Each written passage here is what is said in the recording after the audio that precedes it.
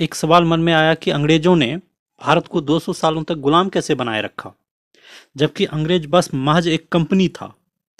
जैसे जियो है, एयरटेल है, बस एक कंपनी। वो कहीं अपना व्यापार करने जाती है और समझो उस देश पर ही कब्जा कर ले। तो ऐसा ही कुछ हाल था भारत का।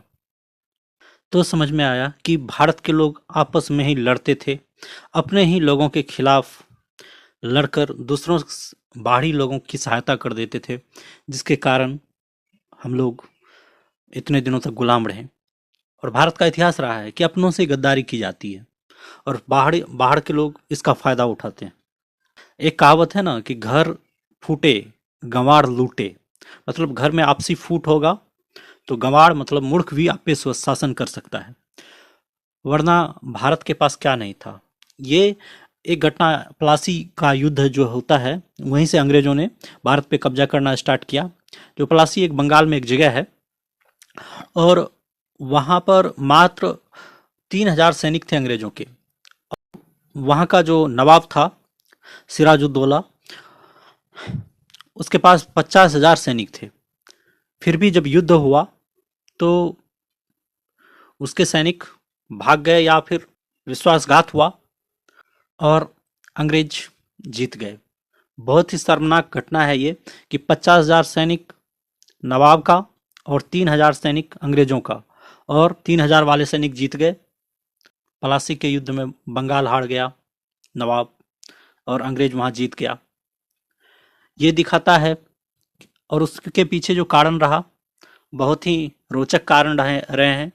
उसका सेनापति था मीर जाफर, उसने गद्दारी की थी।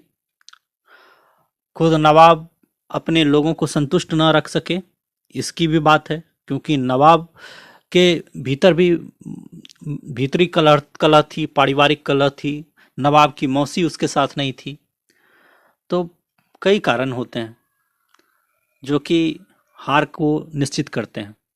माना यह भी जाता है कि जिस समय युद्ध हो रहा था प्लासी का, 50,000 सैनिक एक साइड खड़े थे, दूसरी साइड 3,000 सैनिक अंग्रेजों के खड़े थे। जब युद्ध से ठीक पहले, दोपहर का समय था, युद्ध के ठीक पहले बारिश हो जाती है, और बारिश में नवाब का जो गोला बारूद है वो भीग जाता है, जबकि अंग्रेज उसे तिरपाल से ढक लेते हैं। तो इसे स्मार्टनेस भी कहेंगे, अंग्रेजों की बुद्धिमानी भी कहेंगे। नवाब के सैनिकों ने सोचा कि अंग्रेजों का भी तोप और गोला बारूद भीग गया होगा, जबकि ऐसा था नहीं। ये लोग सोचे कि अब तो बारिश बंद हो गई, अब हम जाते हैं तीर तलवार से इसको मार देते हैं। 3,000 सैनिक हैं ही कितने। जब ये लोग अंग्रेजों को मारने गए तो अंग्रेज गोला बारूद छोड़ने लग गए और पूरा हमला कर दिया। इसके कारण इसमें भगदड़ मच गई। और जब ये लोग गोला बारूद चलाते थे नवाब के सैनिक, तो फुस हो जाता था। तो यूं ही नहीं होता, कोई एक ही कारण नहीं होता। ऐसा केवल यही नहीं कह सकते कि नवाब का जो सेनापति था वो गद्दार था। वो गद्दार तो था ही, लेकिन नवाब भी इसका जिम्मेदार है, क्योंकि वो अपने लोगों को संतुष्ट नहीं रख सका, और इसके कारण उसकी खुद की मौसी ही उसके खिलाफ थी। वो अपनी मौसी को संतुष्ट नहीं रख सका, वो अपनी सेनापति को संतुष्ट नहीं रख सका। तो जो राजा या जो सेना नायक अपने लोगों को संतुष्ट नहीं रख पाता, समय पर उसकी हार हो ही जाती है। धन्यवाद।